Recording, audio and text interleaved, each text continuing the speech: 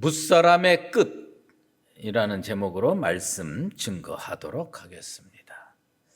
요즘 우리가 사는 시대를 표현하는 여러 가지 말이 있는데 그 중에 하나가 혼밥의 시대라는 말이 있습니다. 혼자 밥 먹는 거죠. 여러분 혼밥 어디까지 해보셨습니까? 집에서 남편 출근시키고 자녀 다 나가고 혼자 점심에 찬밥 물에 말아서 오이지에 식사하는 그런 수준의 혼밥을 하십니까? 아니면 아주 좋은 식당을 일부러 찾아가서 좀 비싸지만 남의 눈 의식하지 않고 가족 생각하지 않고 오로지 자기를 위해서 음식을 시켜 드신 적 있으십니까? 며칠 전에 점심에 지인들과 시내에서 칼국수 잘하는 집을 찾아갔습니다. 그래서 좋은 사람들하고 만났으니까 맛있고 재미있게 식사를 하고 있었습니다. 그런데 이제 식사 도중에 그때가 이제 1시가 조금 지나가지고요. 직장인들 식사 시간이 지났으니까 다 들어가고 그리고 좀 늦어간 시간이니까 손님이 거의 없었어요. 근데 우리는 이제 칼국수를 이렇게 먹고 있는데 30대 중반 정도 되어 보이는 젊은 여자분이 혼자 식당에 들어왔습니다. 별로 눈에 띄지는 않았습니다. 그런데 앉자마자 그 일하시는 분에게 여기 수육 한 접시 주세요. 음식을 시켰어요. 그런데 일반적으로 그 수육 한 접시는 다른 손님이 있을 때 좀 비싸잖아요, 수육이. 다른 사람이 오는가 보다. 우리는 그렇게 생각하고 칼국수 먹고 있었어요. 그런데 아무도 안 오는 거예요. 조금 있다가 수육이 나왔어요. 이 여자분 혼자서 그 쌈에다가 수육 넣어가지고 말이죠. 이렇게 맛있게 드시더라고요. 정말 맛있게. 행복해 보이더라고요. 그때 제가 그 모습을 보면서 저게 요즘 사람들이 얘기하는 저 진짜 혼밥이구나. 좋아 보이고요. 부럽더라고요. 그래서 저도 이제 앞으로 우리 저 부교역자들하고 같이 식사 안 하고 나 혼자 나가서 좀 비싸고 맛있는 걸 먹을까 이렇게 지금 심각하게 고려 중에 있습니다. 근데 이제 아주 좋은 측면이 있겠죠. 정말 열심히 일하고 피곤하고 힘들 때 자기 자신을 위해서 수육 한 접시 딱 시켜놓고 나한테 보내는 선물이야. 이렇게 생각하고 드시면 좋겠죠. 그런데 그 장면을 보면서 떠오르는 개념이 하나 있었어요. 그게 뭐냐면 저희가 그 대학원 다닐 때 로버트 벨라라고 하는 사회학자의 마음의 습관이라는 책이 있어요. 거기에 우리가 사는 이 시대의 문화의 응집력을 갉아먹는 표현적 개인주의라는 말이 생각이 났습니다. 이 지나친 개인주의는 다른 사람들과 공유하는 삶을 끊어지게 만든다.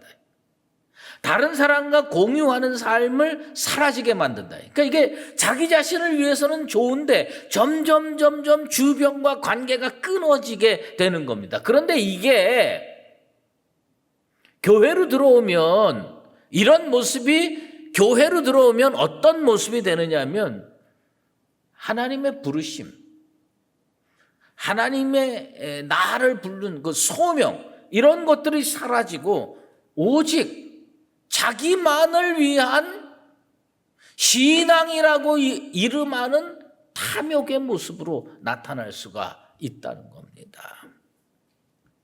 뭐 저는 여러분에게 혼밥을 하라, 하지 말라 그런 이야기를 하는 게 아닙니다. 그게 아니고 우리가 가지고 있는 많은 생각들 속에 그 혼밥을 뛰어넘는, 다른 사람 생각하지 않고 하나님께 영광 올려드릴 것 생각하지 않고 오로지 자기 자신만을 위하는 그 이기적인 행태의 모습은 없는가 생각해 볼 필요가 있다는 겁니다. 오늘 본문 내용은 여러분들께서 익히 잘 알다시피 제자들 사이에 논쟁이 하나 일어났어요. 무슨 논쟁이냐? 네가 잘났냐? 내가 잘났냐? 네가 크냐? 내가 크냐? 네가 능력이 있느냐? 내가 능력이 있느냐? 사실 이게 어떤 맥락에서 이런 논쟁이 일어났냐면, 예수님 변화산에 올라가셨다가 그 사이에 내려오는데 벙어리 귀신 들린 어린아이 치료를 부탁했는데 치료를 할 수 있을 줄로 알았는데 못했습니다. 그리고 예수님께서 오셔서 고쳐주셨어요. 그리고 주님과 가버나움으로 되돌아오는 길 속에서 제자들이 논쟁이 붙은 거예요. 너 그거 왜 못했어? 나라면 할 수 있는데. 뭐 아마 이런 논쟁이 붙은 거죠. 넌 참 능력이 없구나. 내가 능력이 있는데 너보다 내가 훨씬 잘났어. 내가 더 훨씬 힘이 있고 능력이 있어. 내가 예수님의 수제자야. 이런 정도의 아마 논쟁이 붙었던 것 같아요. 그런데 그때 오늘 우리가 읽지 않았지만 그 앞부분에 무슨 부분이 나오냐면, 예수님께서 제자들에게 그 가버나움으로 오는 길에서 제자들에게 뭘 말씀하냐면, 내가 앞으로 십자가에 죽게 될 거다. 내가 앞으로 십자가에 죽었다가 사흘 만에 살아나서 부활하게 될 거다. 예수님의 순환 그리고 부활에 대해서 제자들에게 두 번째로 말씀하는 장면이 30절에서 32절 사이에 나옵니다. 그런데 그 얼마나 중요한 말씀입니까? 예수님께서 내가 십자가에 달려 돌아갈 거야. 그리고 사흘 만에 부활할 거야. 이거 정말 중요한 얘기 아니에요. 근데 이 사람들, 이 제자들 귀에는요, 이게 하나도 안 들려. 예수님이 그렇게 중요한 십자가의 순환, 고난에 대해서 얘기를 하는데 한마디도 안 듣고 뭐만 생각하냐면, 저 사람이 잘났나? 내가 잘났나? 저 사람이 큰가? 내가 더 큰가? 사실은요, 이 제자들이 누가 크냐라고 하는 얘기하는 그 밑바닥에는 무엇이 도사리고 있느냐면, 인간 내면 세계에 그 자리 잡고 있는 욕망이 있어요. 그 욕망이 뭐냐? 권력에 대한 의지입니다. 내가 저 사람보다 힘이 셌으면 좋겠다. 내가 저 사람보다 잘 살았으면 좋겠다. 내가 저 사람보다 뛰어난 존재였으면 좋겠다. 이게. 근데 사실 이 욕망은 인간에게 필요한 욕망이기도 합니다. 왜냐하면 이게 제대로 작동해야 더 열심히 살고 더 가치 있게 살 수 있는 길도 열립니다. 그런데 문제는 뭐냐면 그것이 잘못된 방향으로 사용이 되면 이게 사람을 망가뜨릴 수가 있다는 겁니다. 인간이 에덴 동산을 왜 잃어버렸어요?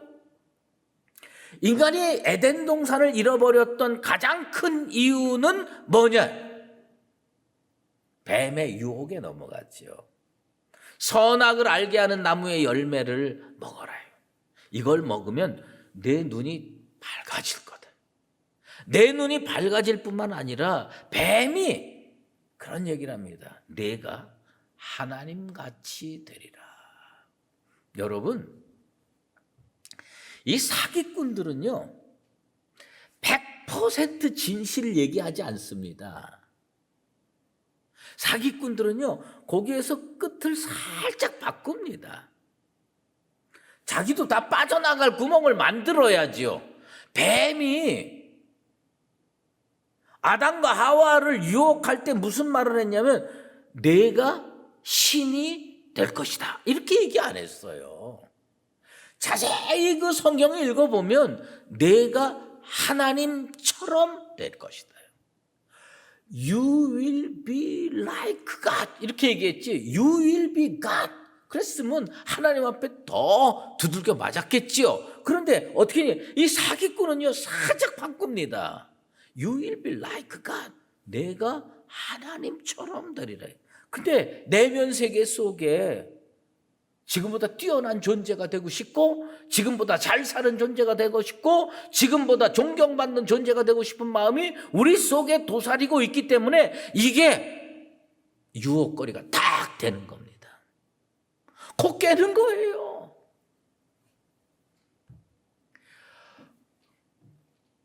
섬진강에 가면요 물고기가 잘 잡힌대요. 무슨 물고기가 많냐? 망둥이가 잘 잡힌대요. 그래서 그 TV에서 그 망둥이 잡는 장면을 한번 이렇게 쫙 보여주는데 이 낚시 그 바늘에다가 지렁이 같은 거 이렇게 조그맣게 해가지고 탁 깨서 섬진강 있는 쪽으로 이렇게 탁 던지잖아요. 그러면 1분도 안 돼서 탁 물어가지고 올라오고. 야, 그거 재밌겠습니다. 우리 한번 갑시다. 그래 다 가는데 그냥 끌어올려 온대요. 그 금방 그 방송에서 해주는데 금방 올려요. 그래서 이 망둥이를 그쪽 지방에서는 뭐라고 부르냐? 망둥이라고 안 부른대요. 뭐라고 부르냐? 문절이래요. 그게 뭐냐? 들어가면 바로 문다는 거예요. 들어가면 탁 봐서 그냥 탁 끌려온다는 거예요.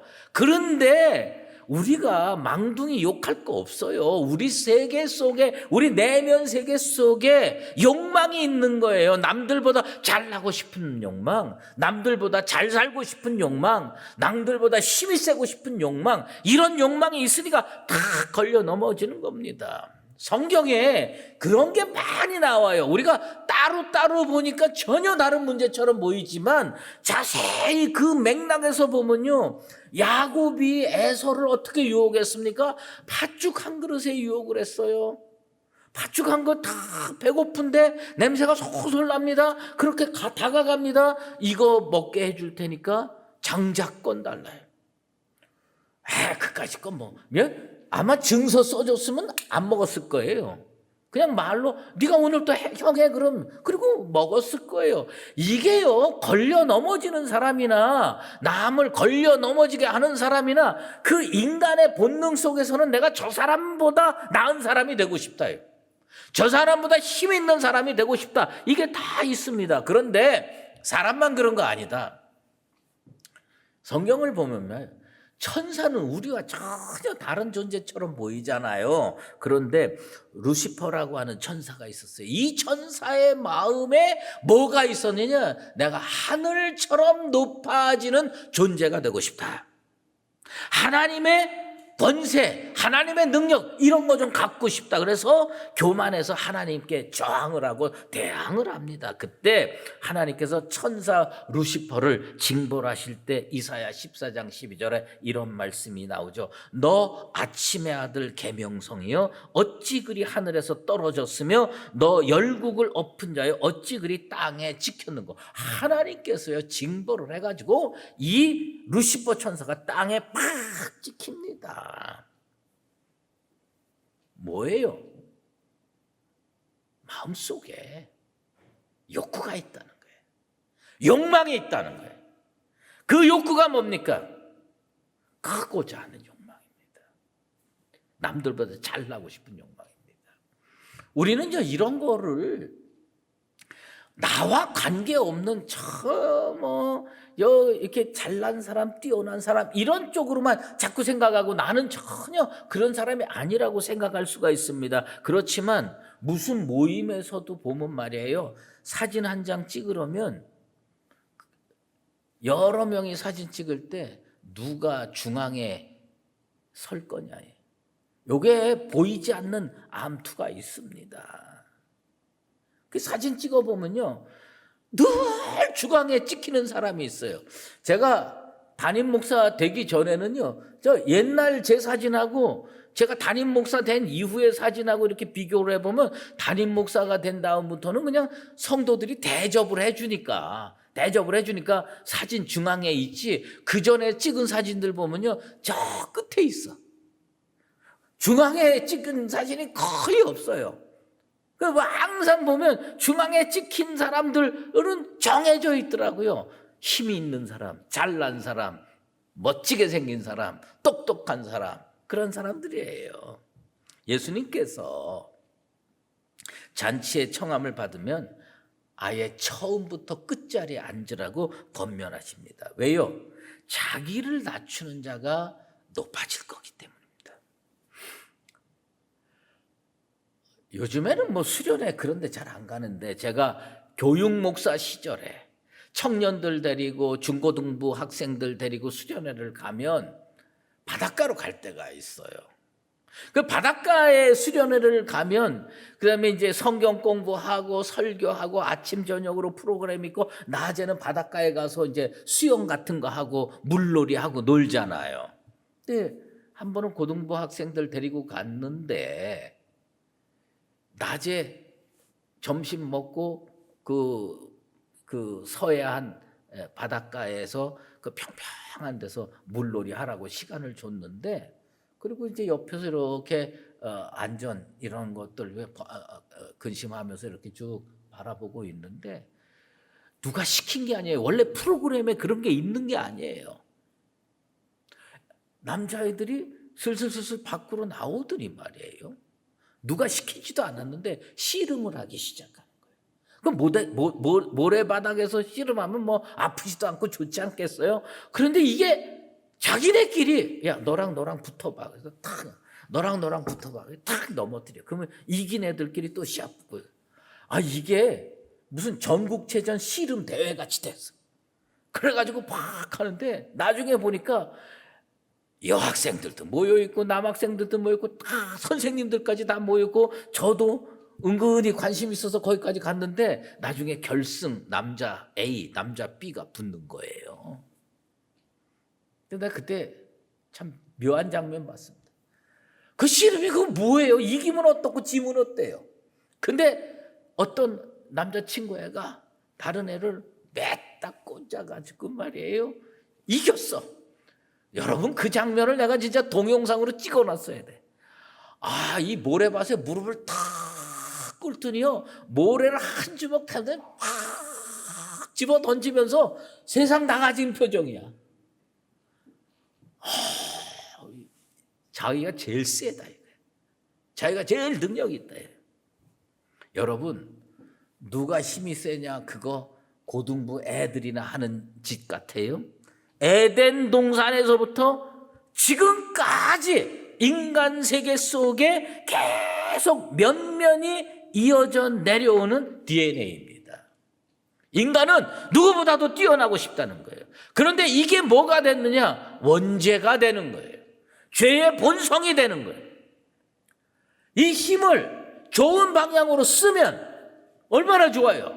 근데 사람들은 그거 가지고 좋은 방향으로 잘 안 쓴다는 겁니다. 니체가 그걸 뭐라고 표현했어요? 권력의 의지라고 표현을 했습니다. 예수님은 지금 제자들에게 뭘 말씀하고 있어요? 십자가의 고난에 대해서 말씀하고 있어요. 부활에 대해서 말씀하고 있어요. 그런데 그 중요한 예수님의 말씀에 귀에 한마디도 안 들어오고 뭐만 들어온 줄 아십니까? 내가 저 친구보단 세야 되는데, 내가 저 사람보단 능력 있어야 되는데, 이렇게 되는 겁니다. 그게 성공의 길인 줄 아는 거예요. 그게 복 받는 모습인 줄 아는 겁니다. 여러분, 왜 누가 크냐고 논쟁하느냐? 그건 뭐냐면 자기 능력으로 힘을 휘두르고 싶어서 그래요. 여러분, 다 착한 것 같죠? 다 괜찮은 사람 같죠? 우리 옛말에 그런 거 있어요. 그 사람한테 한번 완장 채워줘 보라고. 완장 채워줘 보면 그 사람의 본질을 알 수가 있어요. 완장 채우기 전에는 다 괜찮아 보여. 다 고매한 인격의 소유자. 그런데 완장 채워놓으면 이 힘을 막 휘두르는 거예요. 다른 사람 억압하고, 다른 사람 무시하고, 다른 사람 못살게 굴고, 이런데 사용한다는 겁니다. 예수님께서 능력 주셨어요. 이 제자들이요, 자기 속에 힘이 있는 걸 알았어요. 우리 주님께서 성령 주시고 은혜 주시고, 그러니까 귀신도 내쫓고 그러면서 내가 꽤 괜찮은 존재가 됐나 보다. 그러면서 그 안에 무슨 논쟁이 붙은 거예요? 네가 더 능력이 있느냐, 내가 더 능력이 있느냐, 이 논쟁이 붙은 겁니다. 여러분, 중요한 것은 힘이 있느냐 없느냐가 아닙니다. 힘을 어느 방향으로 쓸 거냐. 힘이 많아도 바른 방향으로 쓰면 우리 주님 아무 말씀 안 하셨을 거예요. 힘이 많은데 이 힘 가지고 내가 너보다 더 크다 논쟁하기 시작하면요, 이건 교회 공동체가 무너지고요, 그 안에는 권력 투쟁만 남게 되어 있는 겁니다. 힘으로 섬기는 데 쓰라는 겁니다. 우리 주님이요, 여러분에게 축복 주십니다. 은혜 주십니다. 건강 주십니다. 물질 주십니다. 그러면 그거 가지고 다른 사람 섬기는 데 쓰고, 그거 가지고 하나님 영광 올려드리는 데 쓰면 우리 주님이 제자들에게 그거 하지 말라고 얘기하지 않습니다. 우리 주님이요, 무엇을 얘기하느냐? 힘을 줬는데 이걸 가지고 제대로 사용하지 않는다는 겁니다. 제가 원하는 건 우리 성도들이 하나님으로부터, 우리 주님으로부터 은혜 받으셔서 건강도 얻으시고 물질도 얻으시고 능력도 얻게 되기를 주의 이름으로 축원합니다. 그런데 그 힘 어디다 쓸 겁니까? 하나님 높이는 데 써야지요. 시편 34편 3절에 이런 말씀이 있습니다. 나와 함께 여호와를 광대하시다 하며 함께 그의 이름을 높이세. 하나님이요, 다윗에게 힘을 줬는데 안심이 돼. 다윗에게 힘을 줬는데 어떻게 안심이 되느냐? 이 힘 가지고 하나님 이름 높이는 데 쓰는 거예요. 그러면요, 하나님이 더 큰 은혜 주시고요, 더 큰 축복 주십니다. 하나님이 한국교회에다가 힘을 줬어요. 능력을 줬어요. 권세를 줬어요. 그런데 이거를 제대로 사용했으면 지금과 같은 한국교회 형편이 됐겠느냐 말이에요. 이 힘 가지고 잘못 사용하는 거예요. 누가 더 세냐? 누가 더 크냐? 다윗처럼 여호와의 이름 높이는데 여러분의 힘을 쓰게 되기를 원합니다. 예수 이름 높이는데 여러분의 건강을 사용하시게 되기를 바랍니다. 그게 뭐예요? 하나님이 힘을 줘도 안심이 되는 사람 아닙니까? 우리 주님께서요, 제자들을 불러 모으셨어요. 12제자 불러 모았어요. 나는 이 장면이 참 중요하다고 생각하는 장면이에요. 그게 뭐냐? 그 논쟁 붙은 한두 사람한테 얘기하는 게 아니라 지금 예수님이 앞으로 은혜도 주시고 성령도 주시고 권세도 주시고 다 주실 거예요. 그 12명 다 불러놓고 우리 주님이 뭐라고 얘기하시느냐? 누구든지 첫째가 되고자 하면 뭇사람의 끝이 되며 뭇사람을 섬기는 자가 돼야 하리라. 우리 주님 무슨 말씀하시느냐? 내가 너한테 건강 줄 거야. 내가 너한테 물질도 줄 거야. 내가 너한테 능력도 줄 거야. 그거 가지고 저 끝에 서 있을 수 있어? 하나님이 복 주시는데 그 복을 가지고 저 끝에 서 있을 수 있어? 우리 주님 우리한테 그걸 질문하시는 거예요. 섬기는 자의 자리에 서 있을 수가 있어? 제자들 앞으로 얼마나 많은 능력의 역사를 일으키겠습니까? 그 힘 주면 그거 가지고 하나님 높이고 예수 이름 높이고 성도 섬기고 교회 섬기는데 쓸 수 있느냐? 진짜 첫째가 되고 싶으면 저 무사람의 끝에 서 있을 수 있느냐 이거예요. 주님이 건강 주실 때, 주님이 물질 주실 때, 주님이 능력 주실 때 난 우리 수유제일교회 성도들이 하나같이 저 무사람의 끝에 서 있을 수 있는 진실한 그리스도인 되기를 주의 이름으로 축원합니다. 여러분, 이 예수 복음과 구약은 조금 다른 면이 있어요. 왜? 예수님에 와서 완성이 됐기 때문입니다. 구약에서의 복의 개념이 뭡니까? 신명기 28장 13절에 뭐라고 말씀합니까? 여호와께서 너를 머리가 되고 꼬리가 되지 않게 하시며 위에만 있고 아래에 있지 않게 하시니 무슨 말씀입니까? 무사람의 중앙에 있는 거예요. 그게 복이라는 거예요. 무사람의 앞에 있는 거예요. 그게 복이라는 거예요. 그게 구약시대의 복이에요. 그런데 예수님 뭐라고 그러냐? 내가 힘 주고 내가 능력 주고 내가 권세 주고 내가 성령 줄 때 그거 가지고 저 끝에 서 있을 수 있느냐? 그게 그리스도인이라는 거예요. 그게 예수 믿는 사람의 본 모습이라는 겁니다. 우리도요, 구약을 이용해서 기도 많이 합니다. 하나님, 머리가 될지언정 꼬리가 되지 않게 해주시고. 그거 복이잖아요. 여러분 복 받으세요. 머리가 되고 꼬리가 되지 않도록 사회에서 복 받으세요. 그런데 그거 가지고 교회에 와서 어떻게 살 거냐? 무사람의 끝에 서 있을 수 있느냐예요. 무사람의 끝에 서 있을 수 없는 사람은 그 복이 소용없다는 겁니다. 로마의 유명한 철학자 키케로가 그런 얘기를 했어요. 명예를 가볍게 여기라는 말을 하는 사람들이 있다. 권력이나 능력을 가볍게 여기라는 말을 하는 사람이 있다. 그런데 명예를 가볍게 여기라고 책에 쓰고 가르치는 사람도 자기 이름은 그 책에다가 쓴다 이거예요. 그러니까 이율배반적으로 사는 거예요. 다른 사람한테는 능력 있으면 섬겨. 능력 있으면 다른 사람을 섬기는데 그 힘을 사용하는 게 옳아. 그런데 자기한테 그 힘 주어지면 자기 드러내는 거예요. 제가 지금 드리는 이야기가 하나 있습니다. 이 이야기가요, 한국 교회사에 100년 동안 지금까지 잊혀지지 않고 내려온다고 하는 것은 이런 일이 얼마나 어려운 일인가를 반증하는 이야기입니다.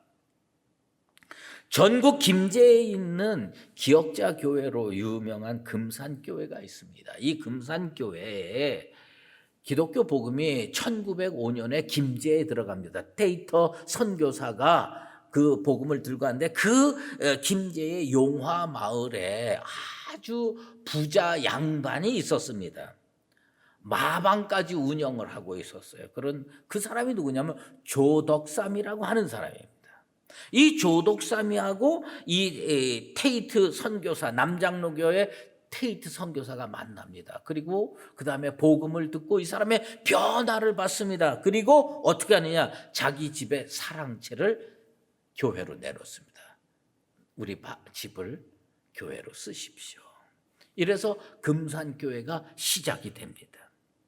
조덕삼은 주님의 은혜를 나만 가지고 있을 수가 없다. 그래서요, 자기 가족과 모든 하인까지 다 교회에 나와서 예수 믿어라. 그래서 거기에 마부로 일하고 있는 하인 이자익이라고 하는 사람이 같이 예수를 믿게 됩니다. 교회가 부흥을 했어요. 그래서 2년 후 1907년에 마침내 이 교회에서 장로 투표를 합니다. 사람들은 다 당연히 조덕삼 양반이 장로로 뽑힐 거라고 생각을 했어요. 어쩌면 그런 마음이 있었으니까 오히려 이자에게한테 더 썼을지 몰라요. 그런데 뚜껑을 딱 열어보니까 양반 주인 조덕삼보다 그 집의 하인으로 있는 마부 이자익이 표를 더 많이 받아가지고 장로가 되는 겁니다. 교회가 발칵 뒤집힌 거예요. 야, 이거 큰일 났다. 저 양반 화가 나가지고 교회 문 딱 닫으면 어떡하나. 여기저기서 걱정하고 수군거리는 소리가 들립니다.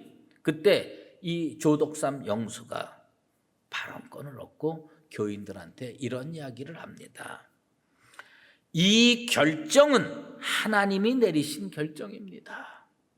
우리 금산교회 교인들은 참으로 훌륭한 일을 해냈습니다. 저희 집에서 일하고 있는 이자익 영수는 저보다 신앙의 열의가 대단합니다. 나는 교회의 결정에 순종하고 이자익 장로를 받들어서 열심히 교회를 섬기겠습니다. 온 성도가 박수를 치면서 가슴을 쓸어내리면서 감사했습니다. 여러분, 누가 더 크고 누가 더 셉니까? 조독삼 영수가 셉니까? 이자익 장로가 셉니까? 비교도 할 수가 없어요.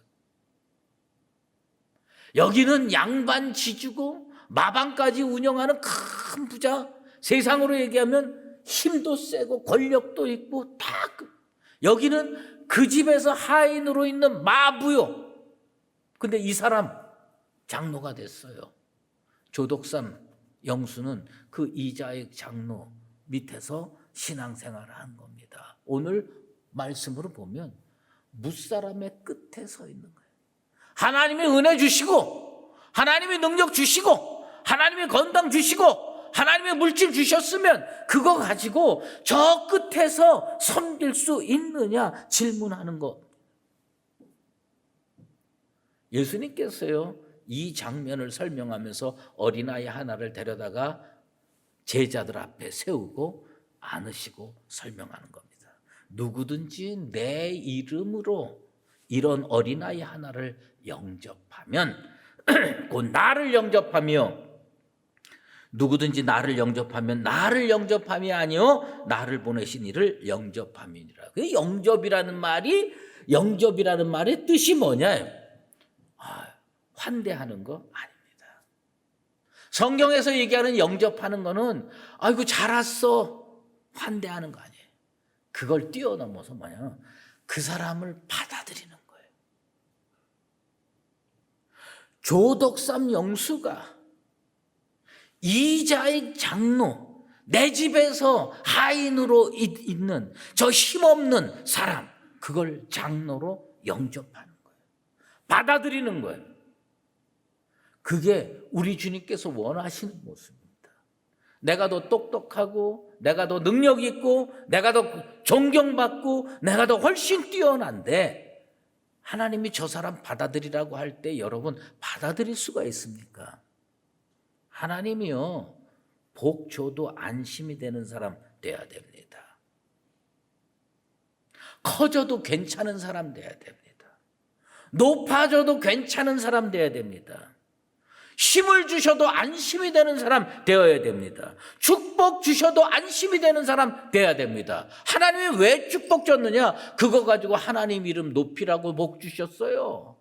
왜 건강 주시고 왜 능력 주셨느냐? 그거 가지고 하나님 이름 높이고 예수 이름 높이고 교회 섬기고 성도 섬기라고 주신 겁니다. 오늘 주님께서 질문하십니다.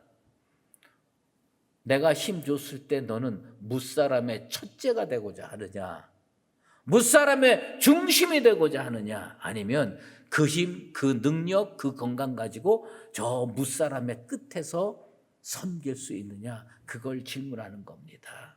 저는요, 이 말씀 준비하면서 주님께 기도합니다. 뭐라고 기도했냐? 하나님, 우리 성도들 다 은혜 주셔서 건강하게 하시고 물질도 넉넉하게 하시고 힘도 충만한 사람 돼서 진짜 사회에 나가서는 머리가 될지언정 꼬리가 되지 않는 인생 되게 해 주시옵소서. 그리고 그 능력 가지고 그 권세 가지고 그 힘 가지고 하나님 앞에 왔을 때 그 사람이 그것을 가지고 하나님 이름 높이면서 교회를 섬기고 성도를 섬기는 저 무사람의 끝에 서 있을 수 있는 그런 신앙 인격자가 되게 도와 주시옵소서. 사랑하는 수유제일교회 성도 여러분, 하나님께서 여러분에게 복 주시고 건강 주시고 능력 주시면 근심 걱정이 많아지는 그런 인생이 되고 싶으십니까? 아니면 그거 주셨을 때 하나님께 영광 올려드리고 성도를 섬기는 무사람의 끝에 서서 섬겨서 우리 하나님이 안심하고 더 큰 은혜와 축복을 주실 수 있는 그런 사람이 되고 싶으십니까? 부디 바라건대 주님께서 복 주셨을 때 잘 섬겨서 더 큰 것을 맡길 수 있는 복된 인생으로 살아가시게 되기를 예수 그리스도의 이름으로 축원합니다. 기도하겠습니다. 하나님 아버지, 사진 한 장을 찍어도 중심에 서 있기를 원하는 게 우리의 본 모습입니다. 아버지 하나님, 1등 되고 싶고 잘나고 싶고 넉넉하고 싶고 건강하고 싶고 누구보다도 잘생겨 보이고 싶고 그런 사람들입니다. 그러나 주님께서 그런 은혜를 베푸셨을 때 그걸 가지고 자기를 위하여 사용하는 것이 아니라 하나님 이름 높이고 정말 섬기는 자의 자리에서 예수님 마음을 편안하게 해드리고 안심시켜 드릴 수 있는 진정으로 주님이 원하시는 그리스도인으로 살게 도와 주시옵소서. 예수 그리스도의 이름으로 기도드리옵나이다. 이제는 우리 주 예수 그리스도의 은혜와 하나님 아버지의 극진하신 사랑하심과 성령의 인도하시고 교통하심이 주께서 주시는 은혜, 힘, 건강, 능력을 하나님 영광 올려드리는 데 사용하고 무사람의 끝에 서서 섬기는 데 사용하기로 다시 한번 작정하는 사랑하는 수의제일교회 모든 믿음의 권속들과 주님의 몸된 교회 위에 이제로 영원히 함께 계시옵기를 간절히 축원하옵나이다. 아멘.